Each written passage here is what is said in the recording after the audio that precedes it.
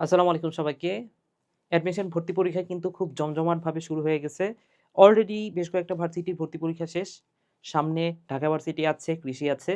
তো মেডিকেল যারা পরীক্ষা দিয়েছিলা কিন্তু চান্স হয় নাই, তাদের জন্য কিন্তু সামনে আরো কিছু দারুণ, দারুণ সুযোগ আছে। এর মধ্যে কৃষি ভার্সিটি একটা। তো তোমাদের কিন্তু বায়োলজি, কেমিস্ট্রি, ইংলিশও কিন্তু পড়া আছে আসলে।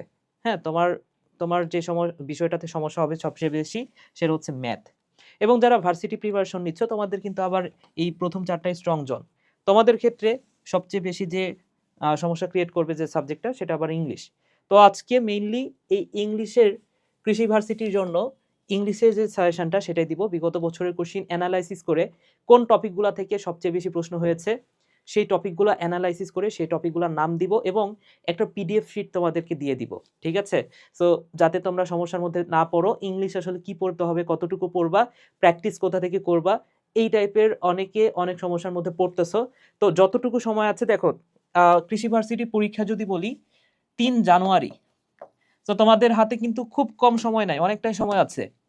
তোমার যদি ঢাকা ভার্সিটির পরীক্ষা ২০ ডিসেম্বর হয়, এরপরেও কিন্তু প্রায় ১৩ দিনের মতো সময় পাচ্ছ। তোমার যেহেতু অলরেডি হিউজ একটা প্রিপারেশন নেওয়া আছে, মেডিকেল পরীক্ষা শেষ করেছো, মাঝখানে আরো কয়েকটা পরীক্ষা আছে। এই পরীক্ষা দেওয়ার পরে তুমি যেহেতু অনেকটা এক্সপিরিয়েন্সড, তুমি তুমি যদি কৃষি ভার্সিটির প্রিপারেশনটা ঠিকঠাক মতো নিতে পারো, এখানে কিন্তু একটা সিট হয়ে যায়। ঠিক আছে? যারা ভার্সিটির প্রিপারেশন নিচ্ছ, এমনকি যারা ইঞ্জিনিয়ারিং প্রিপারেশন নেয় তাদেরও কিন্তু হয়ে যায়। কারণ এখানে কোশ্চিন অনেকটি স্ট্যান্ডার্ড হয়, মোটামুটি সোজা হয়। সো যারা একটু প্রিপারেশন নেয় সবার জন্য উইন উইন সিচুয়েশন। ঠিক আছে? এইখানে দেখো, এখানে হচ্ছে ম্যাথ আছে, ফিজিক্স আছে, কেমিস্ট্রি আছে, বায়োলজি আছে, সবই অ্যান্সার করতে হচ্ছে। তো কারো জন্য ম্যাথে সমস্যা, হ্যাঁ, যারা মেডিকেল প্রিপারেশন নিচ্ছে তাদের হচ্ছে ম্যাথে একটু সমস্যা ফেস করে। যারা হচ্ছে ইঞ্জিনিয়ারিং প্রিপারেশন নিছে তারা হচ্ছে বায়োলজিতে একটু সমস্যা ফেস করে। তো কেউই কিন্তু এক্সট্রা অ্যাডভান্টেজ পাচ্ছে না। সবার জন্য উইন উইন সিচুয়েশন, সবার জন্য সেম বিষয়টা। তো এর মধ্যে যারা একটু ভালো করবে, যারা একটু প্রিপারেশন নিয়ে পড়াশোনা করবে, তারাই আসলে এই কৃষি ভার্সিটিগুলোতে চান্স পাবে। তো মেডিকেল যারা প্রিপারেশন নিয়েছো, তোমাদের এই সময়টাতে আসলে ইংলিশটা পড়তে হবে কিনা? আমি বলবো যে তুমি ইংলিশে খুব বেশি সময় দিও না। যে সময়টা তুমি ইংলিশে দিতা, যেহেতু ইংলিশ এতদিন ধরে তোমার পড়ে আছে, তুমি এই সময়টা ম্যাথের পেছনে দিতে পারো, যেহেতু তোমার ম্যাথটা অ্যান্সার করতে হবে। তো এই বিষয়টা একটু মাথায় রাখো। আর যারা হচ্ছে ভার্সিটি প্রিপারেশন নিচ্ছ, ইংলিশের জন্য কিন্তু ১০ মার্ক আছে। এই ১০ মার্কের জন্য কিন্তু তোমার কিছুটা হলেও পড়াশোনা করা উচিত। এখন অনেক বেশি সময় দিতে আমি বলতেছি না, যতটুকু না দিলেই না, মিনিমাম একটা সময় তো দিতে হবে, রাইট? অন্তত বিগত বছরের কোশ্চিনগুলো তোমার সলভ করতে হবে। তুমি নিয়ম জানো না জানো, ইংলিশে তুমি দুর্বল থাকো, যা থাকো থাকো, অন্তত বিগত বছরের কোশ্চিনগুলো সলভ করো। এখন রিসোর্সটা কোথায় কোথায় পাবা? কোন টপিকগুলো থেকে বিগত বছরের কোশ্চিন আসে? কারণ বইয়েতে সব টপিক থাকে। ইংলিশের যদি কোনো একটা বই পড়ো, মোটা মোটা বই, সব টপিক তো থাকে। কি পড়বা আসলে, বা কোন টপিক থেকে বিগত বছরের কোশ্চিন হয়েছে খুঁজে মানে পাবা কোথায়?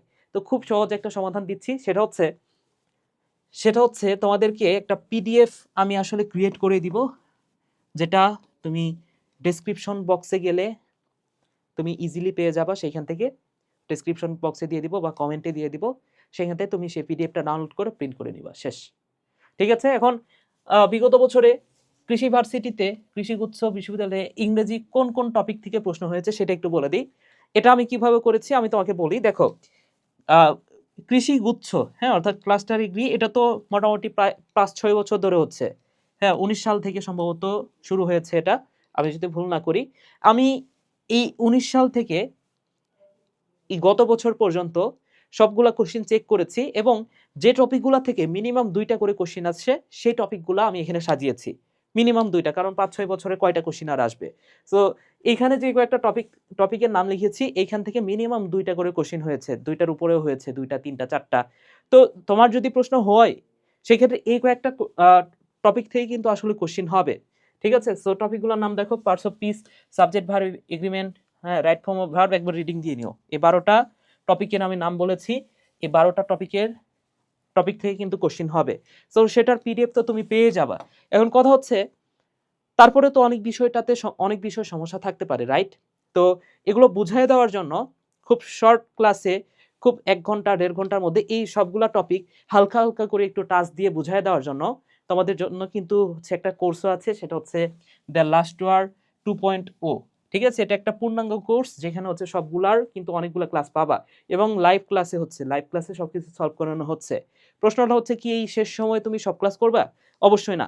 তোমার ধরে নাও যে ইংলিশের সমস্যা আছে। সো ইংলিশের জন্য ২ টা ক্লাস রাখা আছে। সেই ২ টা ক্লাস তুমি ভালো করে দেখে নিলা। ইংলিশের একটা দুর্দান্ত প্রিপারেশন হয়ে গেল।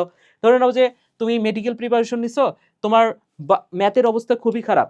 তুমি ম্যাথ পড়ো এখন। শুধুমাত্র হায়ার ম্যাথের ৬ টা ক্লাস করো। ঠিক আছে? তার মানে কি এই যে যেই বিষয়টাতে সমস্যা শুধুমাত্র সেই অংশটুকু তুমি কভার করো। ঠিক আছে? তাহলে দেখো এই কোর্সটাতে তোমরা এনরোল করতে পারো। এখানে আর্কাইভ ক্লাস অনেকগুলো আছে। তো সবগুলো আশা করি তোমার দরকার হবে না। কারণ তোমার হাতে সময় কম। তোমার অনেকগুলো স্ট্রং জোন আছে যেখানে তুমি উইক। শুধুমাত্র সেই জায়গাটাতে সময় ব্যয় করো। ঠিক আছে ভাইয়ারা? তাহলে কমেন্টে যাও।